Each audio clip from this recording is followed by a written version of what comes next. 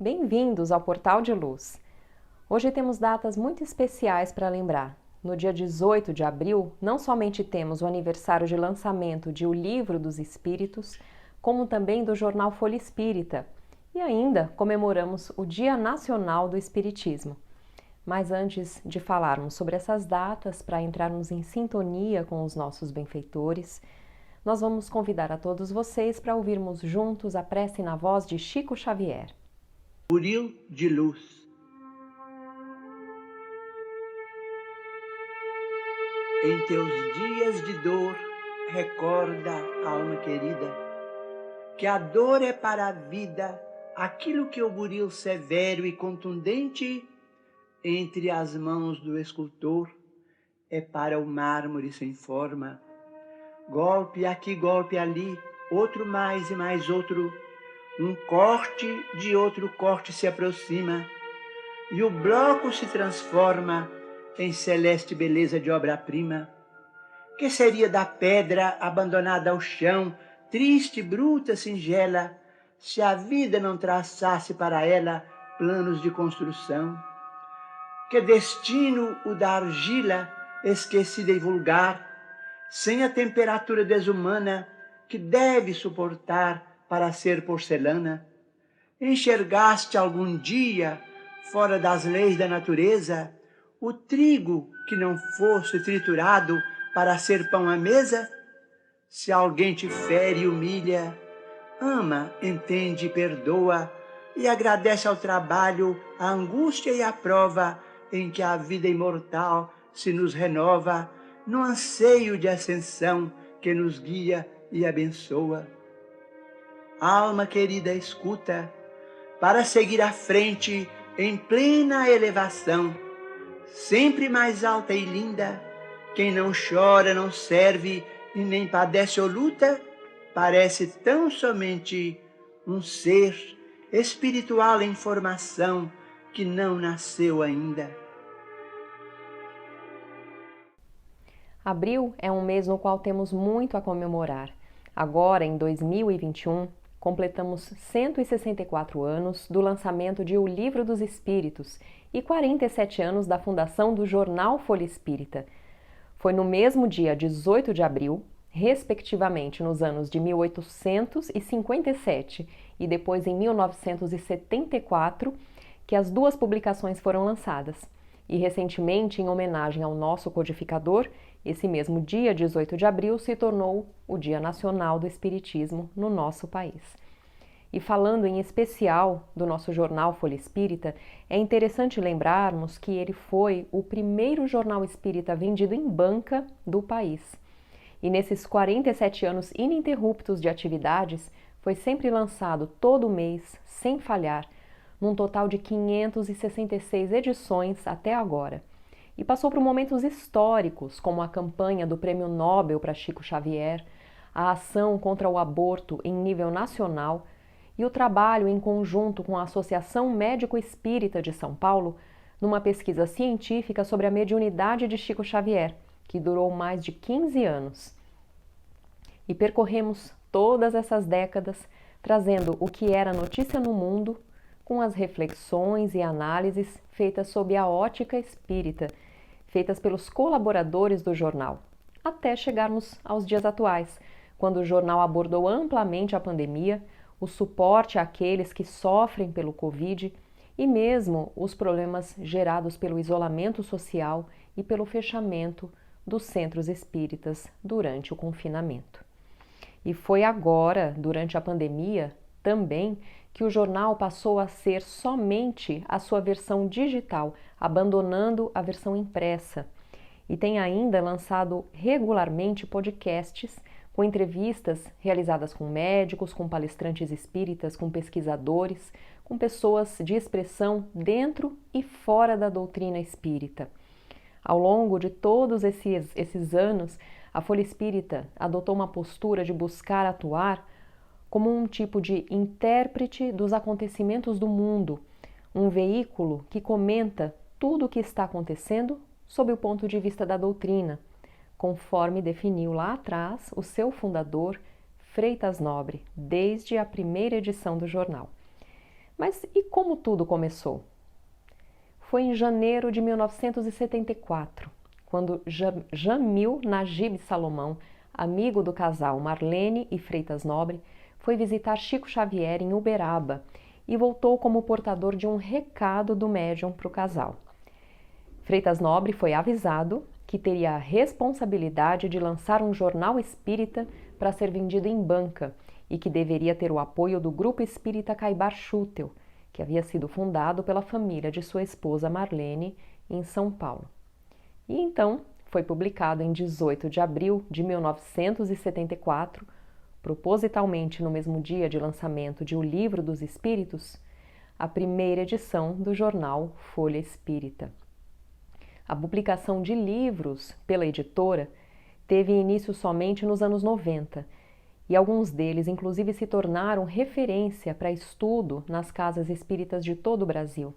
Nomes importantes como a doutora Irvênia Prada, Dr. Décio Iandoli, Dr. Roberto Brolio, Hermínio Miranda, Dr. Hernani Guimarães, além da própria doutora Marlene Nobre, escreveram obras e estudos pela editora Folha Espírita.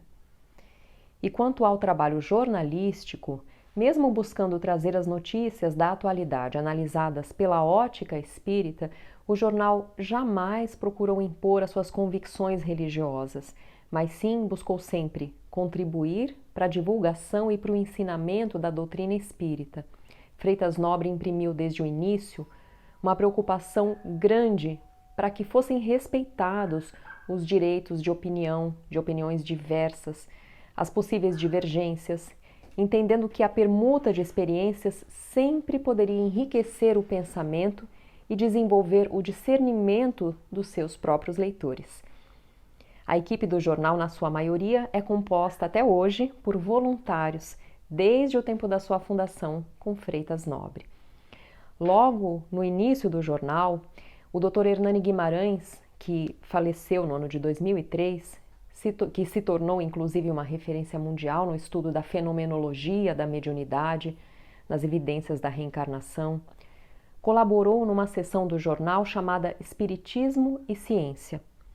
Aproveitando a oportunidade que havia sido aberta pelo casal de amigos, Freitas e Marlene, ele escreveu inúmeros artigos de cunho científico sobre os mais variados temas dentro da doutrina espírita. Por exemplo, para que a gente tenha ideia da riqueza do material produzido para o jornal pelo Dr. Hernani, ele escreveu sobre reencarnação, como acontecem os fenômenos de poltergeist, falou sobre ectoplasma, sobre perispírito, sobre genética e reencarnação, experiências de quase morte, a transcomunicação instrumental. Foi, enfim, um material da maior qualidade, com o Dr. Hernani abordando com profundidade e com um amplo conhecimento que só ele poderia ter os mais variados temas, inclusive aqueles que geravam um certo preconceito ou dúvidas naquela época, justamente para colaborar na disseminação da verdade e da pesquisa usando fontes e referências confiáveis, construindo essa imagem de ciência e de pesquisa para o jornal Folha Espírita. O jornal ocupa um lugar único no movimento espírita brasileiro, justamente pela qualidade dos artigos e pela relevância do conteúdo, sempre contando com a colaboração de nomes de expressão do movimento espírita. Atualmente, por exemplo, nós temos o psicanalista e escritor Adeilson Sales como um colaborador fixo, além da coluna Educa a Tua Alma, com a nossa Sandra Marinho, que também está aqui com a gente no Portal de Luz, e da nova coluna Diário de um Médico Espírita. E é importante ressaltarmos que desde o ano passado, quando o jornal foi reformulado para sua versão digital, ele também passou a ser um jornal gratuito, que pode ser acessado livremente por qualquer pessoa, sem mais a necessidade de se pagar uma assinatura para receber o conteúdo. Pensando justamente na importância de se levar informação, conforto para tantos que sofrem agora com a pandemia e com o confinamento social, pensando também nas dificuldades financeiras que poderiam estar passando as famílias brasileiras, e ainda também para ser coerente com os valores dos seus fundadores, Freitas e Marlene Nobre, o jornal Hoje pode ser lido por qualquer pessoa do globo, Aliás, para todos que estiverem nos assistindo, estiverem interessados em conhecer a Folha Espírita, é só acessar o site do jornal www.folhaespirita.com.br. Nós vamos agora para um breve intervalo e voltamos já.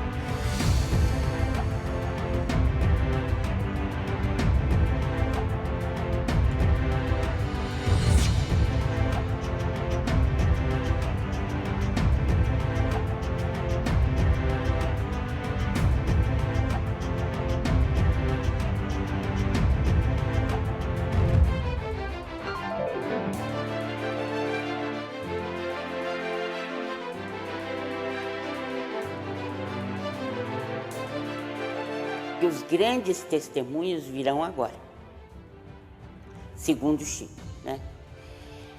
Chico falou-nos, então, desse período de tribulação pelo qual nós vamos passar, né?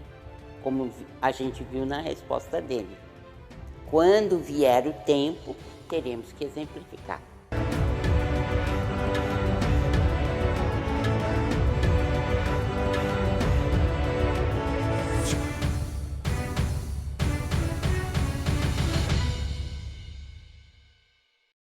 A Creche Lar do Alvorecer é uma entidade assistencial mantida pelo Grupo Espírita Caibar Schutel. Localizada em Diadema, tem como propósito trabalhar pelo desenvolvimento de uma cultura de paz através da educação e da assistência a crianças, jovens e adultos. São 250 crianças atendidas diariamente. Conheça nossas atividades e colabore conosco pelo ideal de um mundo melhor.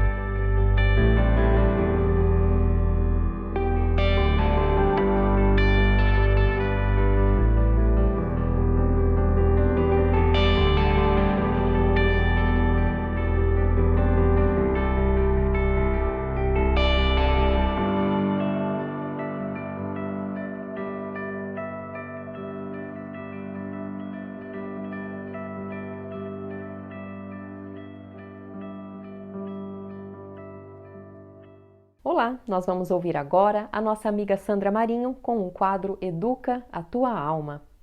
Olá, queridos amigos, queridas amigas do nosso programa. Eu procuro ter muito cuidado quando tenho oportunidade de discorrer sobre temas evangélicos, aqui, tanto na tribuna, no centro, aqui mesmo.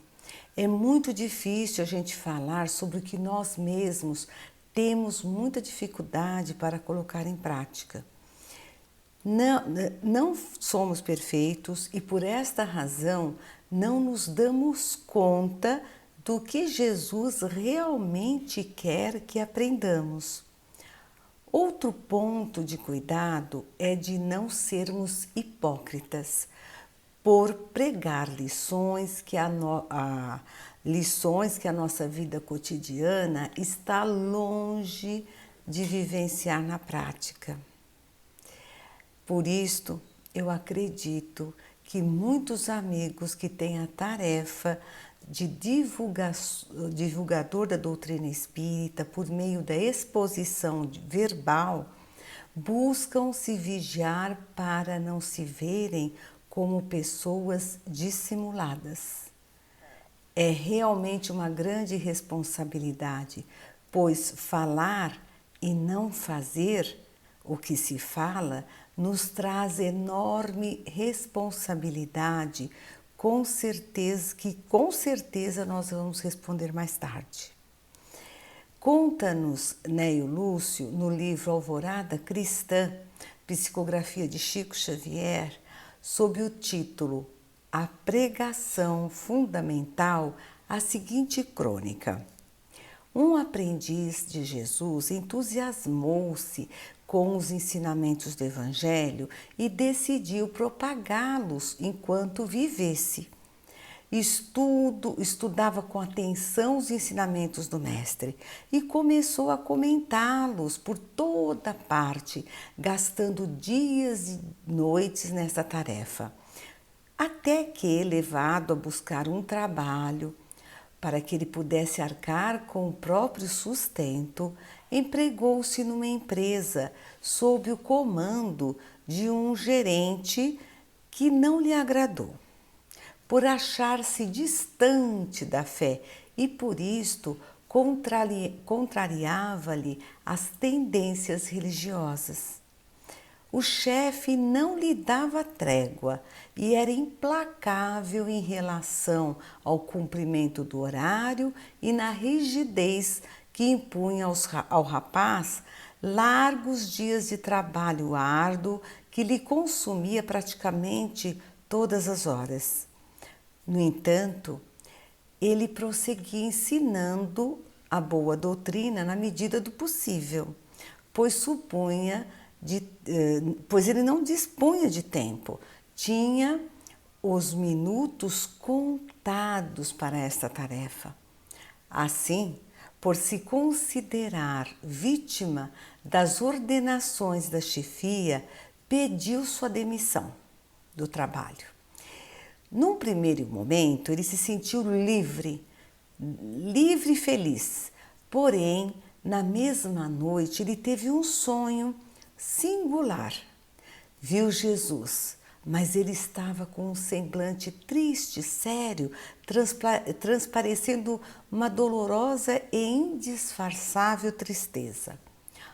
O aprendiz, vendo o mestre com aquele semblante, perguntou: Senhor, por que te sentes tão amargurado? Ao que Jesus respondeu melancolicamente: Por que desprezaste, meu filho, a pregação que te confiei? E o rapaz respondeu: Como assim, Senhor? Ainda hoje abandonei um homem tirânico para melhor ensinar a sua palavra. Jesus então respondeu: Sem dúvida, esta é a pregação que te desejo. Prossiga nela fervorosamente. Mas eu confiei ao teu espírito a pregação fundamental da verdade de um homem que administra os meus interesses na terra e não soubeste executá-las. Classificaste-o por ignorante e cruel, mas esquece que ele ignora o que sabes, mas poderia aprender com o seu exemplo. Tua humildade construtiva no espírito do serviço iria modificar o seu coração. Se lhe desse 5 anos consecutivos de demonstrações evangélicas, estaria preparado para caminhar por si mesmo na direção do divino. Por fim, concluiu, poderás ensinar o caminho celestial a 100.000 ouvidos, mas a pregação do exemplo que converta um só coração ao infinito bem estabelece com mais presteza a redenção do mundo. O aprendiz quis ainda interpelar o mestre, mas ele afastou-se num turbilhão de luminosa neblina. Acordou sobressaltado e não dormiu mais naquela noite. De manhã ele voltou lá para o local onde ele trabalhou e procurou o gerente de quem havia se despedido e pediu antes desculpas por ter se despedido na véspera tão secamente e solicitou humildemente a sua readmissão ao trabalho. O chefe, admirado, perguntou-lhe quem o induziu a mudar de ideia, ao que o aprendiz respondeu ter sido Jesus, acrescentando que não podemos servi-lo por intermédio da indisciplina e do orgulho pessoal.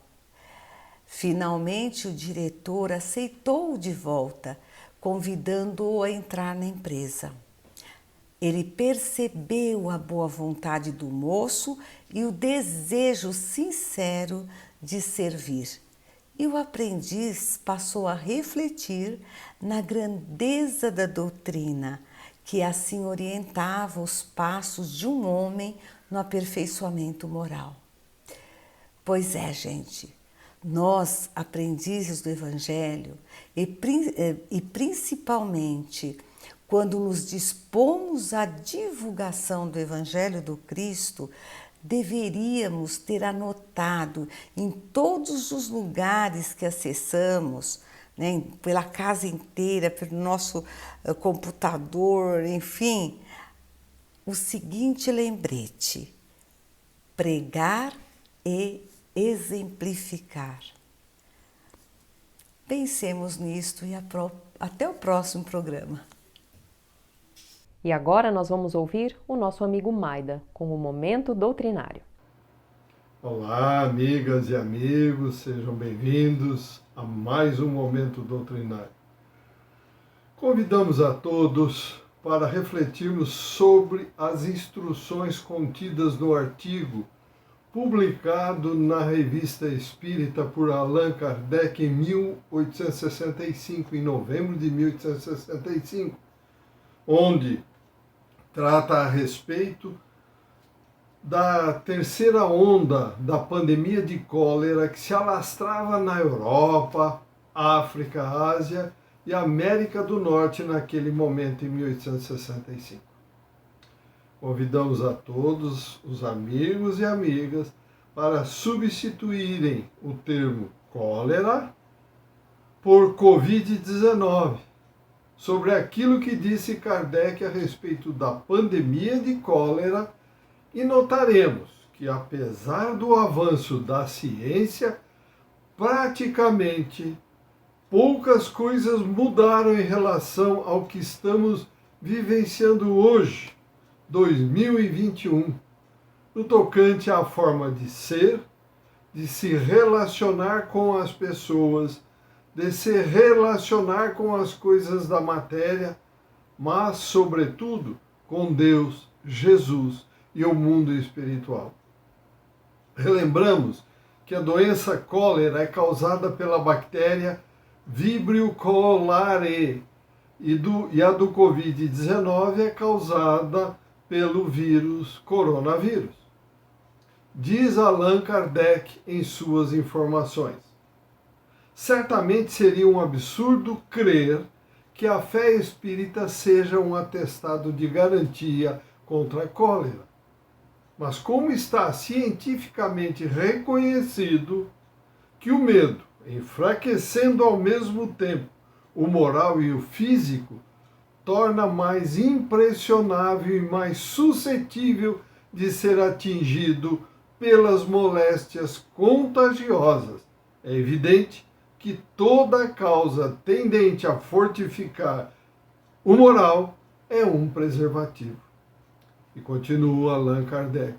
Isto hoje é tão bem compreendido que se evita tanto quanto possível, quer nos relatórios, quer nas disposições materiais, aquilo que pode ferir a imaginação por um aspecto lúgubre.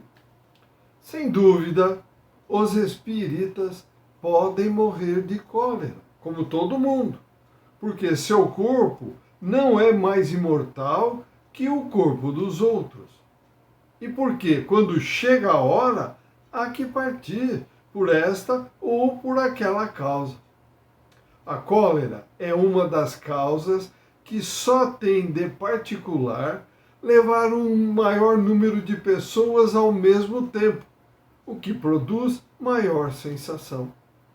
Parte-se em massa em vez de isoladamente. Eis a diferença. Mas a certeza que os espíritas têm do futuro, e sobretudo o conhecimento desse futuro, que responde a todas as suas aspirações e satisfaz a razão, fazem que, absolutamente, não lamentem em deixar a terra, onde se consideram como um passageiro em exílio. Enquanto em presença da morte o incrédulo só vê o nada, ou pergunta o que vai ser de si, o espírita sabe que, se morrer, apenas será despojado de um envoltório material, sujeito aos sofrimentos e às vicissitudes da vida, mas que continuará sendo ele mesmo com um corpo etéreo inacessível à dor. E continua Kardec, que desfrutará de percepções novas e de maiores faculdades, que vai encontrar aquele que amou e que o esperam na verdadeira vida, a vida imperecível. Quanto aos bens materiais, sabe que deles não mais necessita e que os prazeres que eles proporcionam serão substituídos por outros mais puros e invejáveis, que não deixam atrás de si nem amarguras, nem pesares. Assim, abandona-os, sem esforço e com alegria, e lamenta aqueles que, ficando depois de si na terra, ainda vão deles precisar. É como aquele que, tornando-se rico, deixa seus trapos velhos aos infelizes. Assim, ao deixar os amigos, lhe diz: não me lastimeis, não choreis minha morte, antes felicitai-me por me ver livre das preocupações da vida e por entrar no mundo radioso onde vos esperarei. Em decorrência dessas seguranças que a doutrina espírita lhes dá, os espíritas vão negligenciar as preocupações necessárias em casos semelhantes e baixar a cabeça frente e diante do perigo?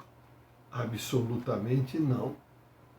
Eles tomarão todas aquelas precauções que são aconselhadas pela prudência e por uma higiene racional, porque não são fatalistas e porque, se não temem a morte, sabem que não devem procurá-la. Ora, desprezar as medidas sanitárias que podem preservá-los seria um verdadeiro suicídio, cujas consequências conhecem muito bem para a ele se exporem. E continua Kardec, consideram como um dever velar pela saúde do corpo, porque a saúde é necessária à realização dos deveres sociais. Se buscam prolongar a vida corporal, não é por apego à terra, mas para ter mais tempo para progredir, melhorar-se, depurar-se, despojar-se do homem velho e adquirir soma de méritos para a vida espiritual. Mas, se a despeito de todos os cuidados devem sucumbir, tomam o seu partido sem queixa, sabendo que todo progresso tem os seus frutos, que nada daquilo que se adquire em moralidade e em inteligência fica perdido e que, se não se desmereceram aos olhos de Deus, serão sempre melhores no outro mundo do que neste, mesmo que não tenham o primeiro lugar. Eles apenas dizem: vamos um pouco mais cedo, para onde iríamos um pouco mais tarde. Convidamos então a todos os amigos e amigas para que juntos possamos refletir com profundidade sobre mais este legado de Allan Kardec.